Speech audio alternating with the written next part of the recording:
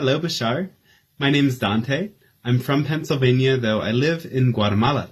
My question is about artificial intelligence. As you have said, your ships are artificially intelligent and you communicate with them telepathically.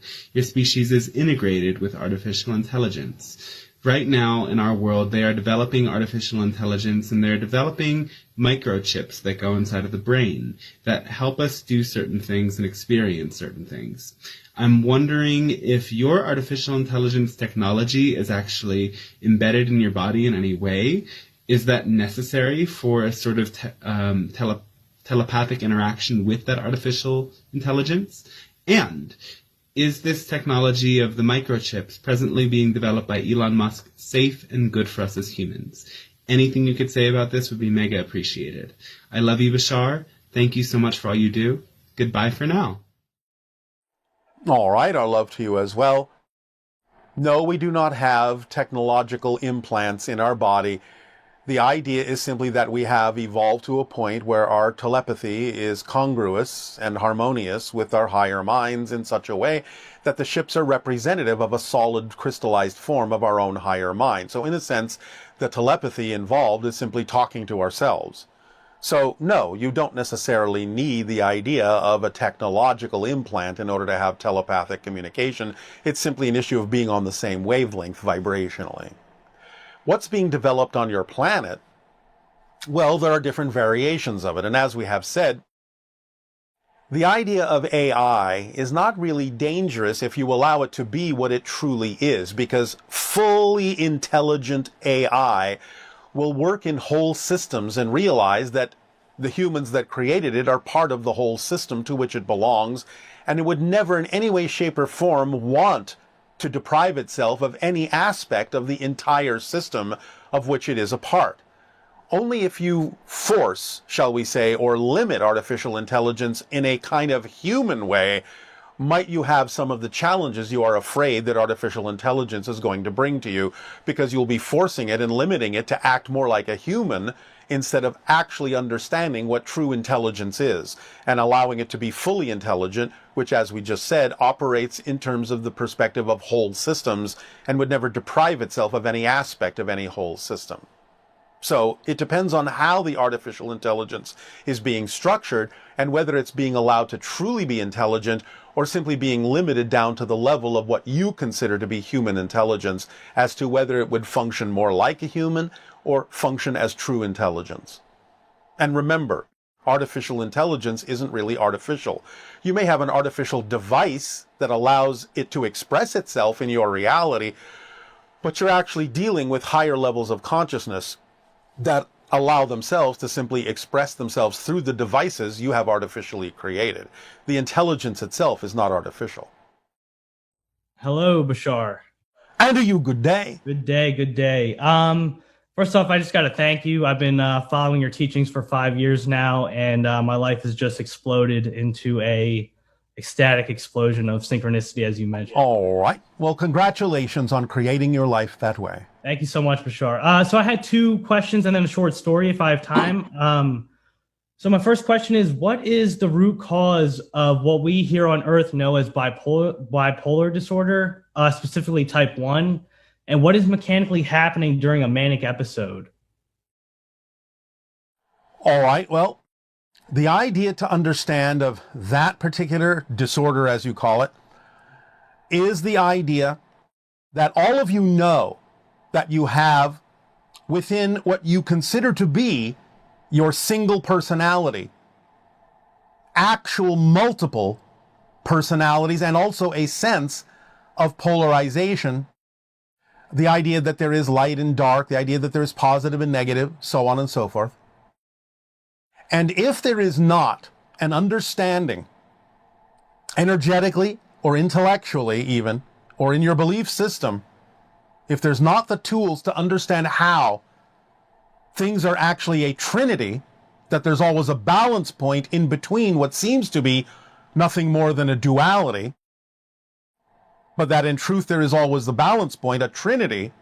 If you don't have that understanding, then people can, for a variety of reasons, mentally, chemically, what have you, psychologically, tap into only the duality without perceiving, without experiencing the balance point in between, because of belief systems they bought into, because of how they were raised, the training they received, that either negated their ability to tap into the third point, the balance point, the stabilization point of the Trinity, in structure, in physics, in the structure of existence itself, in the physics of it, or they simply have no idea that such a thing exists and only see the duality. And so, when they arrive at certain points in their experience of life, whether they're young or older, and certain different levels of consciousness attempt to expand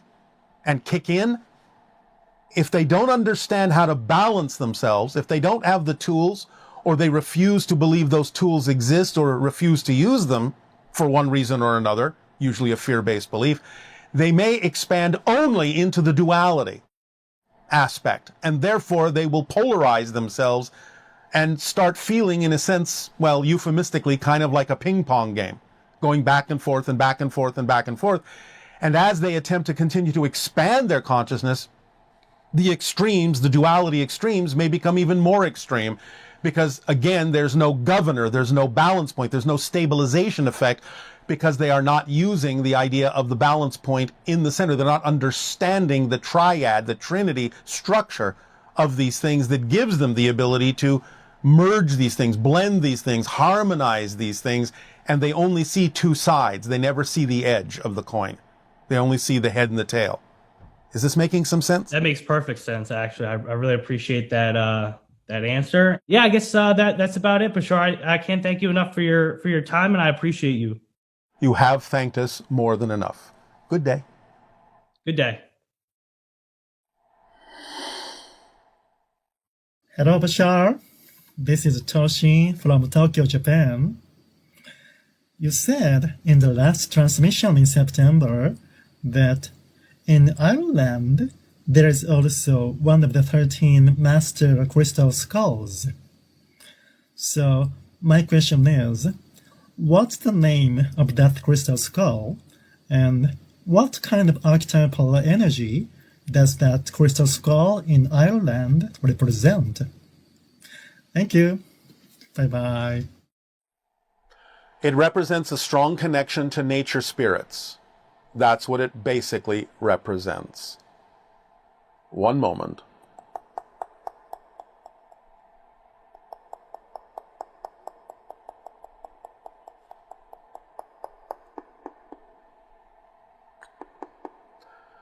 There is nothing in the channel's vocabulary that would allow us to pronounce the name. That's it. There is nothing in the channel's vocabulary that would translate into the appropriate name. It does have a name, but it's in what you would call ancient Celtic. Hello, Bashar. And to you, good day. This is Carol in California, and I'm really happy to see you. We thank you. It is our joy to interact with you as well. Thank you. So I have a few questions.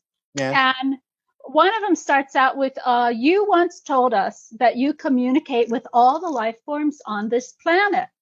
So I was wondering, do you have like regular sessions with nature spirits and Sasquatch and Yes. way often? You do. And even what about bacteria?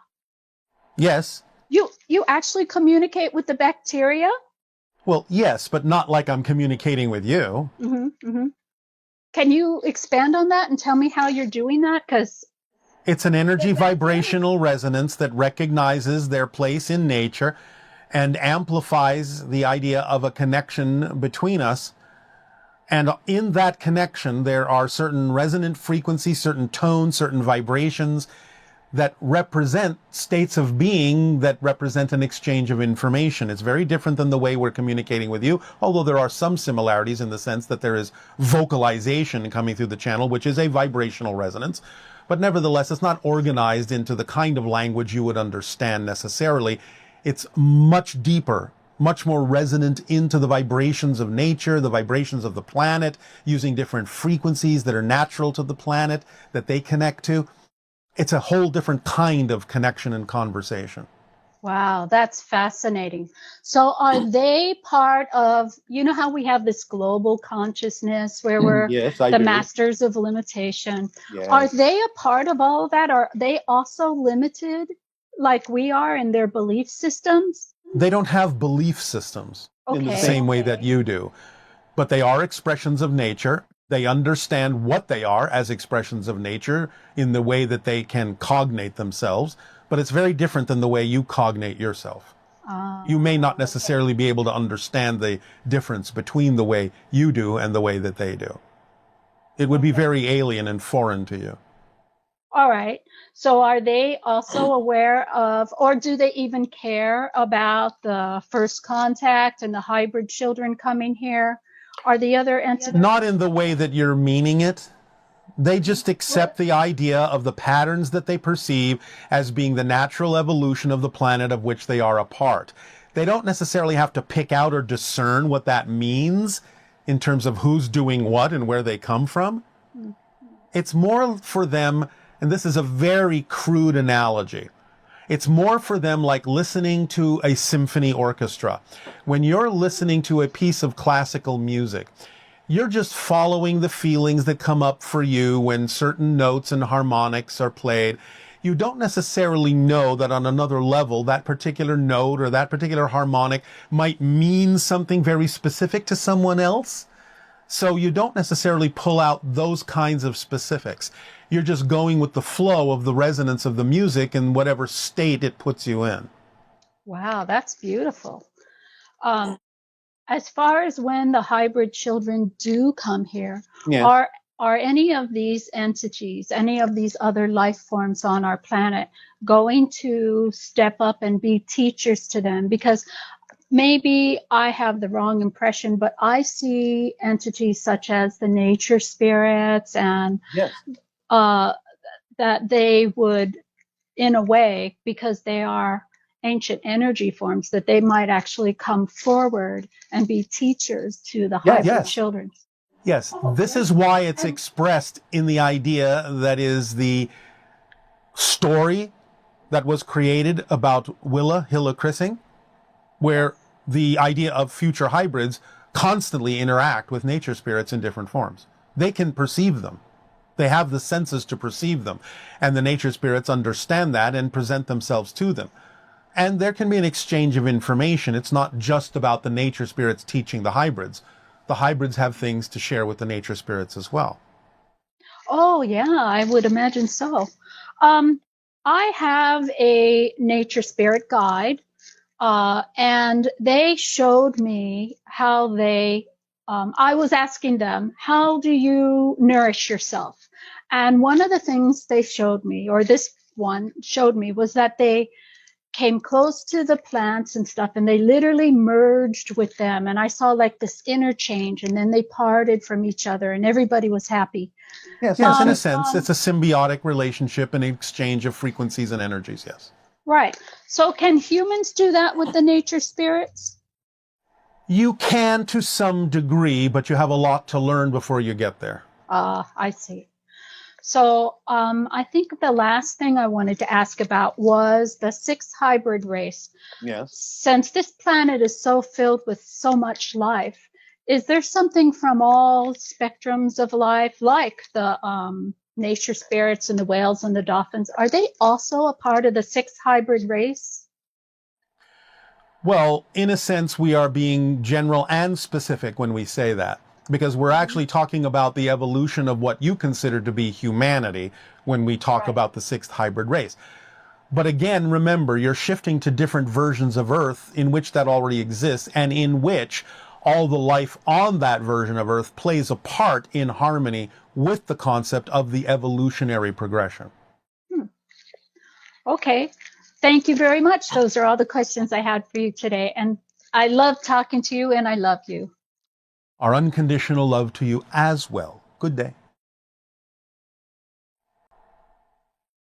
Hi, Bashar. I'm Erin from Shepherdstown, West Virginia. You said that childlike behavior is closer to our natural state, but not childish behavior. And I was wondering if you would clarify the difference between being childlike and being childish? Thank you. Childlike is being more connected in a positive way to the synchronicity of your true higher mind. Childish is more of an idea of selfishness, the idea of just focusing on yourself with the idea of that you're not getting what you need. So you're acting out. There's a more negative context to the concept of childishness in not allowing yourself to be in the flow of your connection with all that is. Whereas childlike is an innocence that is profound and wise. Are there warning signs of, the difference between being childish? Is childish immature? Is it, how can one Yes, in a sense. recognize? Is the idea of urgency that something has to happen, is that an indication of childishness? It can be. It depends on how it's expressed when you use the term childishness. So again, it depends on how it's expressed. You can express anxiety without necessarily being childish. But the idea simply goes back to what we have discussed before. If you're really honest with yourself, you can tell the difference between excitement and anxiety. And things that come from anxiety, things that come from fear-based beliefs can sometimes allow you to express yourselves in childish ways, as opposed to childlike ways. So the idea is that childlike is simply a more positive expression of innocence and connection. Childish is simply the result of anxiety that is expressed in a way that allows a person to feel as if they are disconnected, feel like they're not getting what they need, feel like they're not being nurtured, feel like they're not being supported. And it's expressed in what you have referred to as an immature fashion. Hello. Good day. Good day, dear Bashar. Good day, dear Errol. I thank you wholeheartedly for this great opportunity, for this interaction, for what you are doing. You basically are teaching us how to become real human beings, how to operate in 44th density, helping adjust human minds to the cosmic time. Yes. Dear Bashar, do I understand correctly that it was Enlil who incarnated, who was born on March 19th in the year 4 AD, who was conceived via in vitro, and who took on the Christ consciousness in order to fix a timeline, in order to liberate people from religion, really? To some degree, although you're kind of wrapping it in colloquialisms or a little bit of an outdated idea, but essentially, yes, if that's the way you wish to interpret it, that's fine. Yeah, I wish to understand it in a most pure way, like not altered by false definitions, because I understand that you are really liberating us from outdated definitions. Well, you're liberating yourselves. That's the whole point of providing new definitions for you, is that we're not liberating you, but we're giving you the tools by which you can liberate yourselves and be who you truly are. And that's really more of a modern interpretation of any of those stories that you're talking about. Because even that goes back all the way through different masters who are always telling all of you, I'm not doing it to you, I'm not doing it for you. You are doing it yourself. If you have a strong belief system that understands how this works, you will heal yourselves. You will center yourselves. You will expand yourselves. I'm just here reminding you that you can do that and being an example for you that this is a reality you can choose. So when you talk about the idea of liberating, it's not something I'm doing for you. I'm giving you the tools and the understanding for you to do it for yourself. And that's been true of every single being that you might consider having shared this kind of information throughout your history. Thank you, Bashar. So in that sense, as a permission slip, when will then the bones of Jesus be discovered in the tomb of Pontius Pilate in Rome? Well, you're a little off kilter there, but I can't tell you that anyway, no matter how you're asking the question. It's not the appropriate timing to discuss something like that. Thank you. When focusing in on the moon station, I saw a bodysuit that was purple and turquoise, and the area of great interest was the ability to harmonize altered DNA from a distance with frequencies using the quantum potential. Another area of expertise in that station that I saw was the monitoring of Earth changes, which enables then these civilizations to come and calm down volcanoes and that sort of thing. Could you please tell me about relevant incarnations of mine and guide me here a little bit through that shit? You do understand that reincarnation, while it can be created as an experience, is not actually mechanically happening, yes? Yes. So when you say incarnations of mine, that makes no sense from our perspective, because you are you, and other people that you may be tapping into energetically to download information and experience from them, but who exist simultaneously with you, are not your incarnations. I understand, but understood maybe as branches of the tree, if the oversoul is a tree and if each incarnation is a branch. Yes, but then you're talking from the oversoul perspective. So you have to be clear about what you are meaning when you say my incarnations. Are you coming from the oversoul level and saying my incarnations? Because you can't say that from the individual level. Thank you. Yes, I didn't make myself clear. I meant from the oversoul perspective. All right. One moment. Well, some of those branches are what you've been discussing to some degree, in the sense of having branches at different times when there are on your planet clear representations of expanded beings. You call them sometimes ascended masters or teachers. So you have many connections to other people who exist in those times who have exposure to some of those ascended masters, so that you can start downloading that information, as you say, along many different branches to inform you in this life as to how to move forward energetically. Thank you. And the colors deep green and bright turquoise appear synchronistically to me. Are these colors connected to my hybrid children? Yes, but more specifically, they're connected both to the idea of connections you have to individuals in Lemuria, the deep green, and also Atlantis, the turquoise. Thank you. All right? Yes, thank you. And so I wanted to ask you, since the inner reflective surface of the higher mind is within the spirit, is each and every spirit then residing within the one that is all? And is then the one that is all residing within us the way we reside within the one that is all? It's all holographic. Yes, there is no outside to it. Into and dodecahedron and inside of the icosahedron into infinity, right? Well, yes, as far as you understand infinity. Okay. As far as it can be expressed in your reality. Because there is no really space, as you say, like distance. It is just frequency, right? It's all just resonance. It's all just frequency. Physical reality, in a sense, is just a projection of consciousness. Different patterns of frequencies. Yes. I wanted to ask. Does that help? Yes, definitely. Thank you. Thank you. All right. I wanted to ask you, on March 20th, 2026, the planets in the solar system will align for entire 3 years in a way that will affect the consciousness on Earth. Could you be so kind and elaborate a bit? It's not that it affects it, it's that it reflects it. Remember, physical reality is just a reflection. It's not a causation. It's a reflection of changes in the consciousness, and at that time frame, that's a reflection of the beginning of the window of open contact. Yes, that's what I thought. That's what I felt. So that's how it is connected to the information that is found then in the Giza Plateau. That's waiting really in the Giza Plateau. Well, yes, although remember that things in the Giza Plateau are not in any way, shape, or form in the shape that they used to be thousands of years ago. So it's a little bit damaged and may not be fully capable of reflecting all of the energy. But yes, there are some things there that will still be capable of reflecting that idea, that reflection of alignment at that time, that can open the doors to more contact. So there is under the plateau, there is the temple of King Khufu the First, and underneath the temple there is the tomb, his tomb, yes? No, not in the way you're thinking of it. There are chambers there that contain information, but not in the way you're describing. So these rooms, yes, these chambers, they're interconnected with Giza, Romania, Iraq, these halls of records, and they contain advanced... Energetically, not physically. Oh.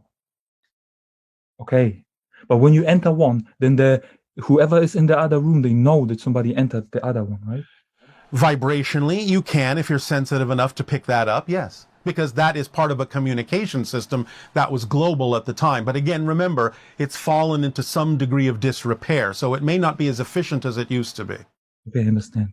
And so since everything is here now, and truly knowing that, integrating that, I can then focus on the consciousness of the Anu heads that we become and are, and access that information that flows from that perspective, if relevant to this theme, then, yes?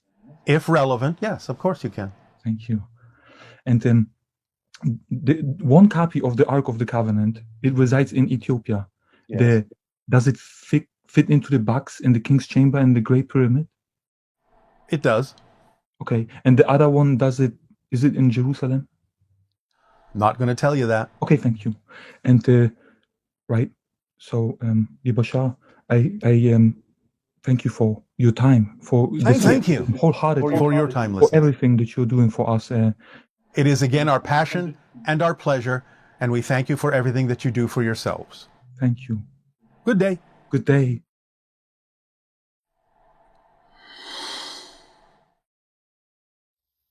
Hello, Bashar. Good day to you. My name is Aaron, and my dream currently locates me in Germany. Consciously breathing is an important aspect of frequency management and shifting to one's preferred reality. I wonder, how does a quasi-physical being such as yourself and non-physical beings experience breath? Thank you. It's more the idea of the fluctuation of vibrations of energy within the cosmos. That can be experienced similarly to the idea of the in and out patterns of breath, an ebbing and flowing of energy. And what does that ebbing and flowing represent? Well, it can represent many things depending upon how you relate to it, how you interpret it, how you channel it through yourself. But in general, it represents the idea of the fluctuations of patterns of energy and frequencies within the collective consciousness of all that is, that represent the shifts between the idea of polarities of positive and negative and going through the balance point in the center. It's like experiencing the idea of the fluctuations that give rise to the ability to experience the idea of positive or negative energies, mechanically speaking. But they always flow through the center point. That's why you have the infinity symbol, the idea of positive, negative, but they always go through the center point, the balance point in the Trinity of the structure of existence. But that's the ebb and flow you're experiencing. It's not being experienced necessarily all at once. It's still being experienced in a polarized way by going from one side to the other. But by being in the balance point, you can experience it in a balanced way for yourself, even though you may still feel the ebb and flow of that energy.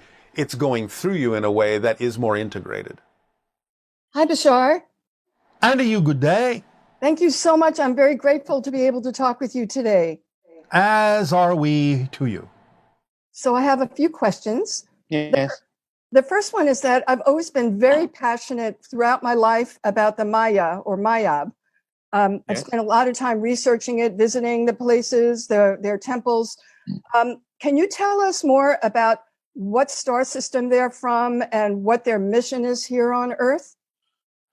Well, the idea of a so-called mission is simply their exploration and discovery of different planets that are capable of supporting their kind of life, exploring, learning, setting up bases so they can continue to explore and learn the specific nature of each world, which is very important to them to understand. It provides them a bigger picture of the universe and how it expresses itself on different planetary systems, so on and so forth.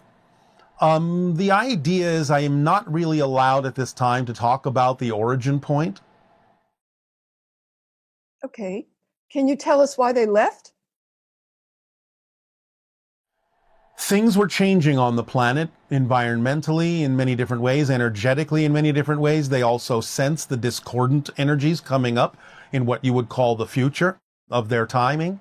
And so many of them decided to leave, and many of them decided to stay to ride it out and see what they would learn by the experience. What was their connection to the crystal skulls? Did they input their knowledge into them or help to... Some of them did, yes, some of them did. And I'd like to explore my connection with them. Is that through the crystal skulls or beforehand? I've sensed that I've had multiple lives. Now, you know about that. You haven't had multiple lives. No, I mean my counterparts have.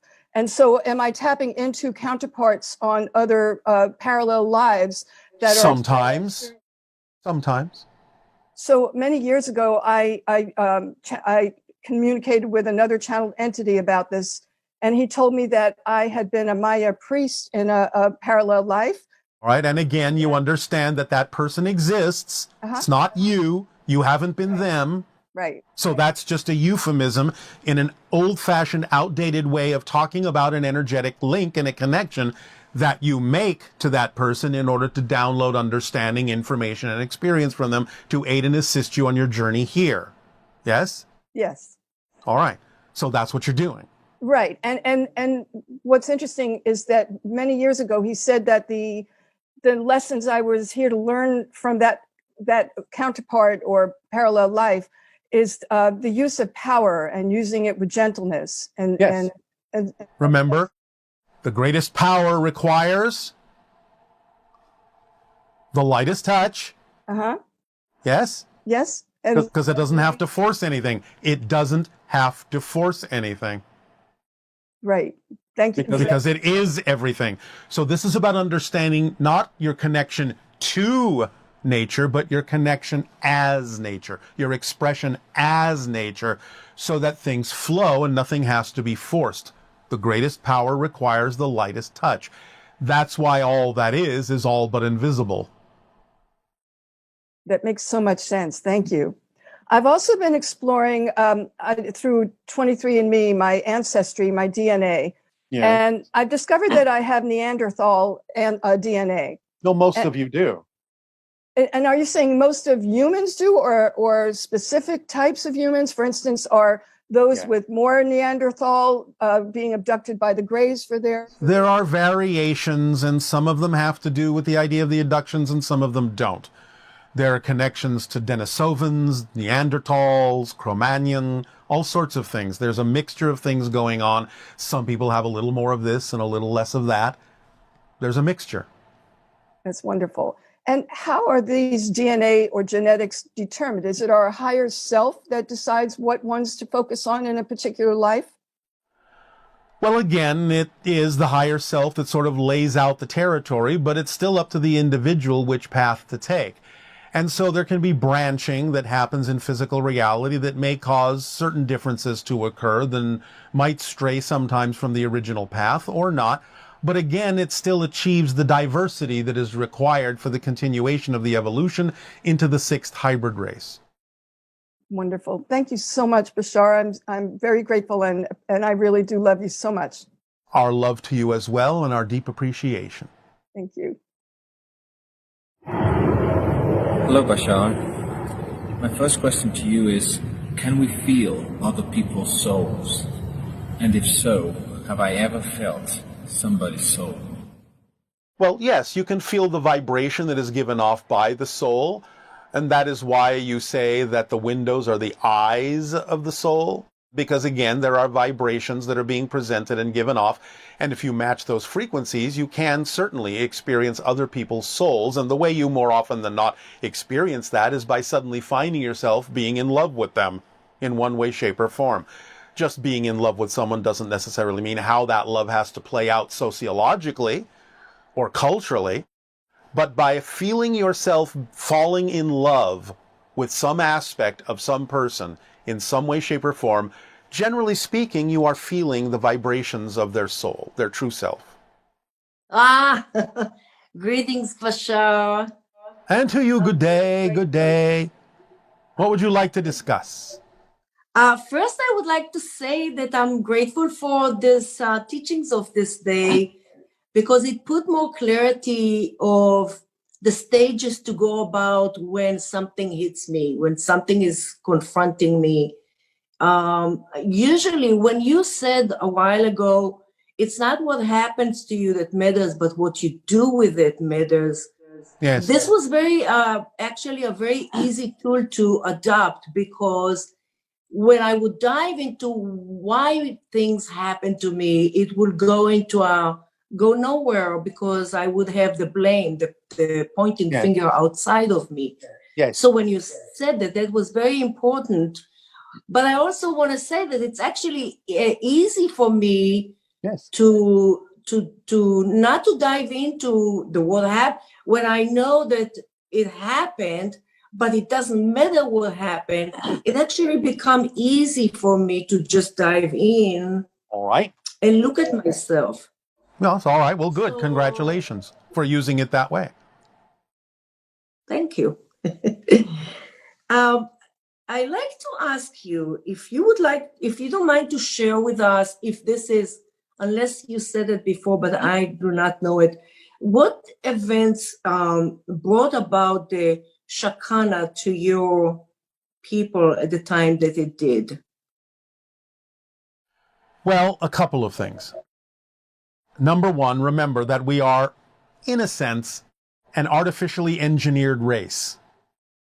Therefore, it was kind of built in to some degree into our genetic path that would happen someday after we went through certain processes. At the same time, going through those processes gave us the opportunity to develop within ourselves the willingness to allow for more harmony and cohesion by recognizing and validating the differences in each individual.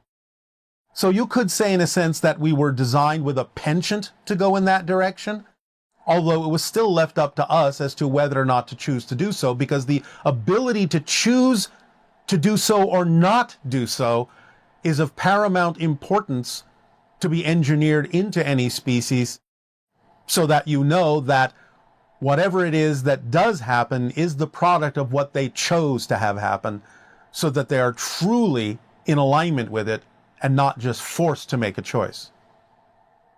Does that answer your question? It answered to a degree, but so it means that you were ready as a collective to become evolved into the harmony, as far as I understand, that brought about the Shakana. Yes, we were engineered in a way that made that a very viable choice for us, but it doesn't mean that we had to choose it. It was just easier for us to do so should we go in that direction. So was it like a committee that came about to announce to the people, this is your time to choose? Or was it just... No. It was simply a natural thing that happened synchronistically. Remember that we operate on pure synchronism. So it was one of the things that when the synchronicity amplified to that point, it made it obvious that the choice was there for us. I got you. I don't know. Remember that the idea of Shakana was actually represented by an individual. So when that individual came about in our society, that was the synchronicity that made it obvious we were going to go in that direction. I need to contemplate this. You're saying an individual that evolved to a certain level that brought about everybody else with him? Yes, Shakana was actually an individual, a child that was born. It's similar to the idea of what you call the birth of your Christ or Krishna or Buddha or something like that. But for us, it accelerated us because the child was the symbol of the synchronicity that came together to indicate that we had made a collective choice to go in the direction that we have gone and experience more synchronism and harmony in our reality. So it actually was predicated by the existence of an actual physical child being born in our society that was recognized as the Shakana vibration. This is magnificent. In that moment, in the span of what you would call 3 days, we all became telepathically wakened. This is magnificent. Is it going to happen on Earth as well? Not quite in the same way. Not quite in the same way, no. It'll happen more on an individual, one-by-one basis, or a collective here, a collective there. Eventually, you'll come into pure synchronism and more telepathic understanding, but it's going to happen a little bit differently for Earth humans because your evolutionary path is different. I understand.